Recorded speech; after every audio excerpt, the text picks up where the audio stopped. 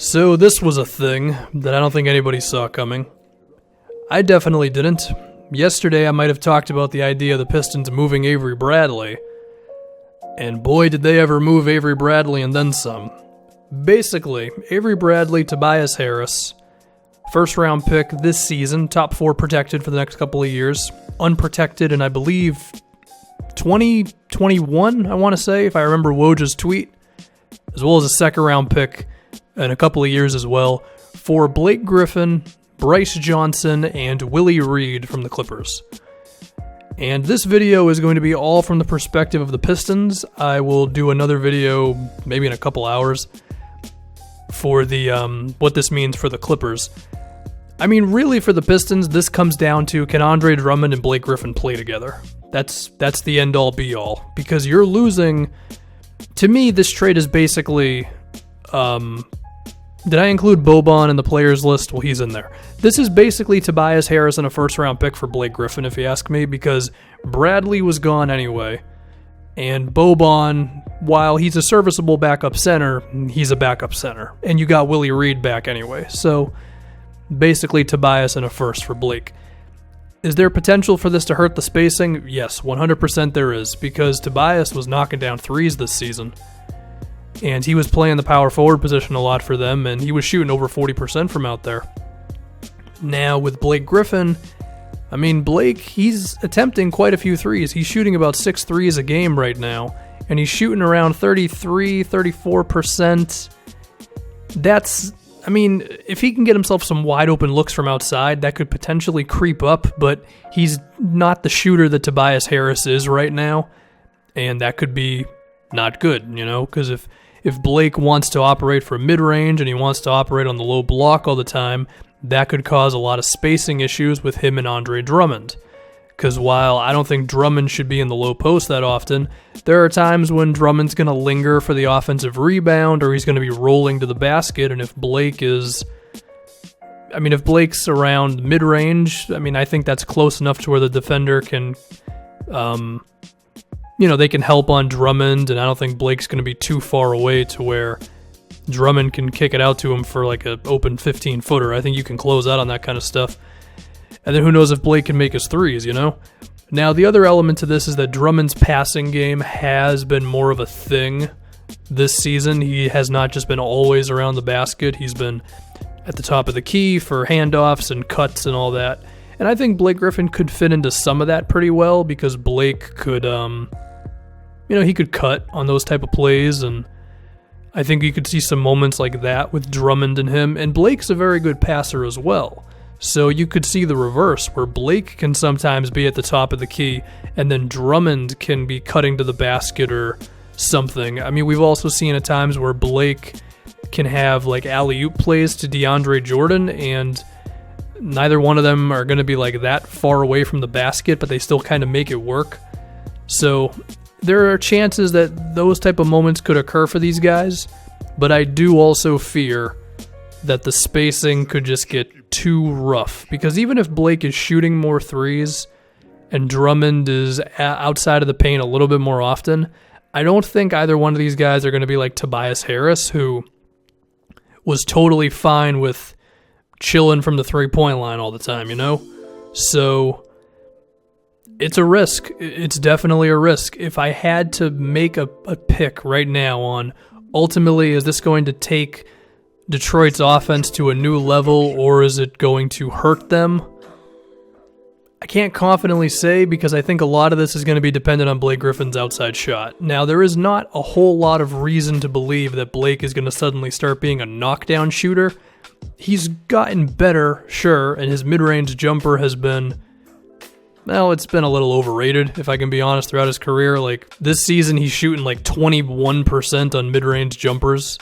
Last season, he was better, but I don't know. He's never consistently been a great outside shooter, if you just look at the percentages, right? Besides 2017, where he was actually pretty okay. You know, I'm going to establish right now, I'm erring on the side of negative on the Pistons offense. I don't think it'll make it worse. But I do think there's a chance that it'll make it different, but it won't necessarily make it better. Now, here's the one thing I will say. Okay. Before, I said the Pistons don't have a guy who can put up 25 points a game. Blake is now the closest thing they have to that. Given, he can post up, he can roll to the rim, he's good in transition, he can create his own offense. It could go either way. I'm going to pick more towards, it could be a little bit of an improvement, maybe even an okay improvement. I don't think it's going to make them significantly better on offense.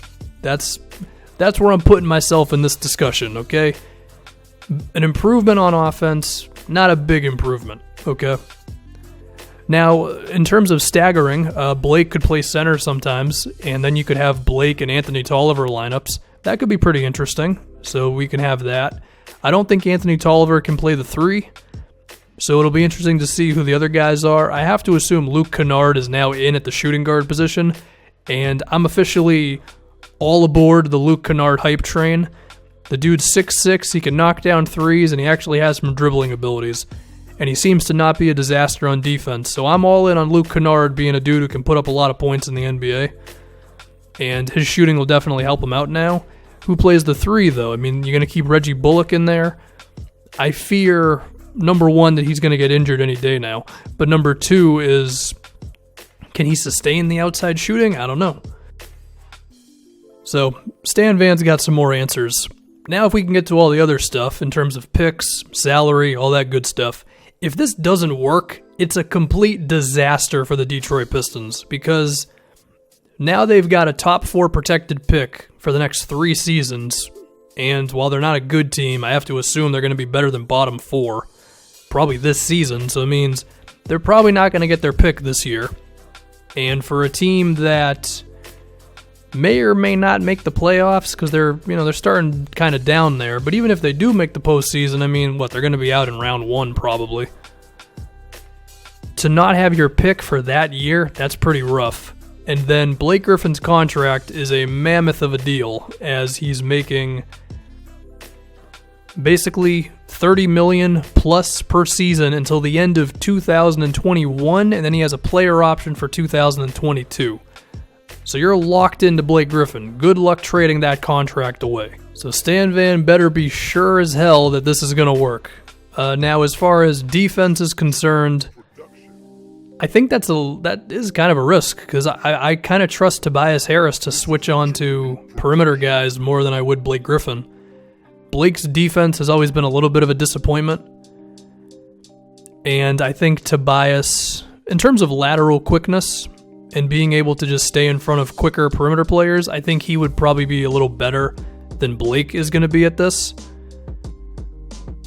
And that's if the Pistons want to take on a switching defense. If they don't want to, then, well, you got to figure something else out, whether that's have your perimeter guys just fight over screens or you dare teams to shoot. You go under screens all the time, which, that works against some teams, to be fair. Maybe you have the bigs just back up on pick and rolls and dare them to shoot mid-range jumpers. Maybe you ice the defense and force some baseline.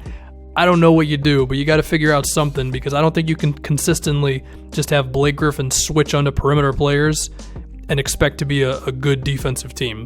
Now, maybe Blake proves me wrong on that one, but he kind of has a track record, if you ask me, at this point when it comes to being a defensive player.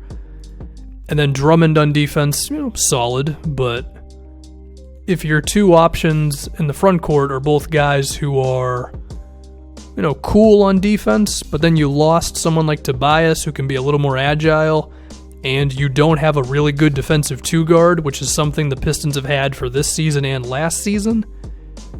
This could be a drop-off on defense coming, so I'm definitely skeptical, is the best way to put this for Detroit. I think it's a risk, and I think locking yourself into Blake Griffin's money and his contract on top of losing a first-round pick when you're not that good of a team is a lot to risk for, to me, what is not going to be a seamless offensive fit with Blake Griffin and Andre Drummond. Now, could it work? Yes, it could, because they're both very good passers. Well, Blake's a very good passer. Drummond's getting there. And Blake has the potential to just put up some points. So there's some reason to believe it could work. I think there's reason to believe it won't work. Because one thing you can compare this to is Anthony Davis and DeMarcus Cousins, right? Well, big difference is that Boogie shoots threes, and he shoots them really well. And also, Anthony Davis is a damn good mid-range shooter, so both of those guys can step out and do things. Blake's three is his mid-range is a little better, but it's still kind of and then Drummond he's slowly getting there in terms of being able to do stuff outside of the paint, but it's his first season, so maybe he regresses next year, maybe he keeps improving, could go either way. So, yeah.